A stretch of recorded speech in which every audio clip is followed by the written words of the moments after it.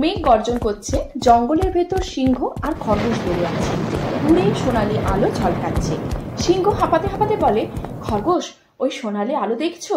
ওটাই হলো grammar treasure, কিন্তু ওখানে পৌঁছতে হলে 3টে জাদুর দরজা পার হতে হবে। সিংহ আবার বলে, প্রতিটি দরজা খুলবে শুধুমাত্র যদি তুমি ডিগ্রি চেঞ্জের ধাঁধা সমাধান করতে পারো, অর্থাৎ পজিটিভ, কম্পারেটিভ এবং সুপারলেটিভ। ভুল করলে আমরা এখানেই আটকে যাব। প্রথম দরজাটা হলো পজিটিভ ডিগ্রি। প্রথম দরজায় লেখা রয়েছে সো ইকুয়ালিটি টু পাস, অর্থাৎ পজিটিভ ডিগ্রি মানে দুজনের গুণ বা দোষ সমান। এক্ষেত্রে পজিটিভ ডিগ্রির স্ট্রাকচার হচ্ছে অ্যাফার্মেটিভ সেন্টেন্সের ক্ষেত্রে সাবজেক্ট প্লাস ভার্ব, তারপরে অ্যাজ, দেন একটা অ্যাডজেক্টিভ, তারপর আবার অ্যাজ, দেন অবজেক্ট। একই রকম ভাবে নেগেটিভ সেন্টেন্সের ক্ষেত্রে সাবজেক্ট প্লাস ভার্ব প্লাস একটা নট বসবে, যেহেতু নেগেটিভ সেন্টেন্স। তারপরে আগে আমরা অ্যাজ বসিয়েছিলাম, এখানে আমরা শো বসাতে পারি, অ্যাজও বসাতে পারি। দেন একটা অ্যাডজেক্টিভ, আবার অ্যাডজেক্টিভের পরে as plus object.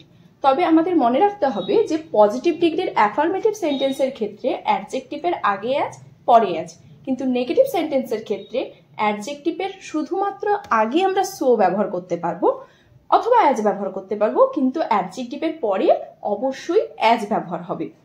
For example, affirmative সেন্টেন্সের ক্ষেত্রে দেখো, the lion is as brave as the tiger, অর্থাৎ সিংহটা বাঘের মতোই সাহসী, অর্থাৎ বাঘের যে সাহস আর সিংহের সাহস এখানে সমান দেখানো হয়েছে। ব্রেভ হচ্ছে এখানে অ্যাডজেক্টিভ, এই অ্যাডজেক্টিভটাকে বোঝানো হচ্ছে সমান কিভাবে, এই অ্যাজ ব্রেভ অ্যাজ এই ওয়ার্ডটা দ্বারা।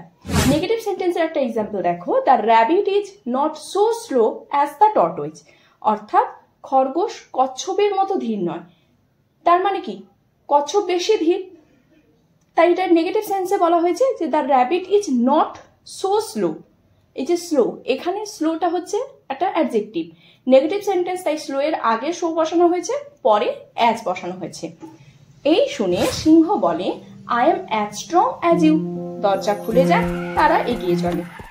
2 নম্বর দরজাটা হলো কম্পারেটিভ ডিগ্রি। দ্বিতীয় দরজায় লেখা রয়েছে প্রুভ ওয়ান ইজ গ্রেটার, অর্থাৎ কম্পারেটিভ ডিগ্রি। কম্পারেটিভ মানে একজন অন্যজনের থেকে বেশি বা কম। এখানে সবসময় দ্যান ব্যবহার হবে। পজিটিভ ডিগ্রিতে যেমন অ্যাজ দিয়ে বোঝানো হয়েছিল, কম্পারেটিভ ডিগ্রিতে সবসময় দ্যান হবে। এর স্ট্রাকচার হচ্ছে সাবজেক্ট, তারপরে একটা ভার্ব বসবে, কম্পারেটিভ যে অ্যাডজেক্টিভটা আছে অর্থাৎ অ্যাডজেক্টিভের কম্পারেটিভ ফর্ম বসবে, তারপরে একটা দ্যান যোগ হবে, then object. For example, the lion is stronger than the leopard, অর্থাৎ এখানে লায়ন হচ্ছে বেশি স্ট্রঙ্গার, তাই জন্য দ্য লায়ন ইজ স্ট্রঙ্গার লেখা আছে। স্ট্রং হচ্ছে মেন অ্যাডজেক্টিভ, তার কম্পারেটিভ ফর্ম হচ্ছে স্ট্রঙ্গার, তারপরে দ্যান বসানো রয়েছে।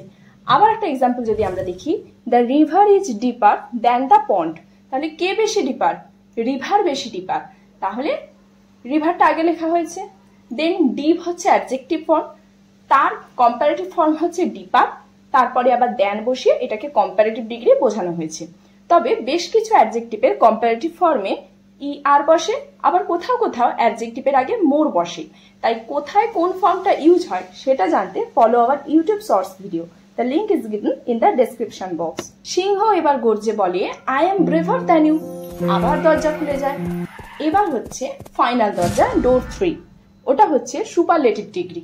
শেষ দরজায় সোনালী অক্ষরে লেখা রয়েছে B the best of all, অর্থাৎ সুপারলেটিভ ডিগ্রি। সুপারলেটিভ মানে সবার মধ্যে শ্রেষ্ঠ। এখানে সবসময় দা বসে।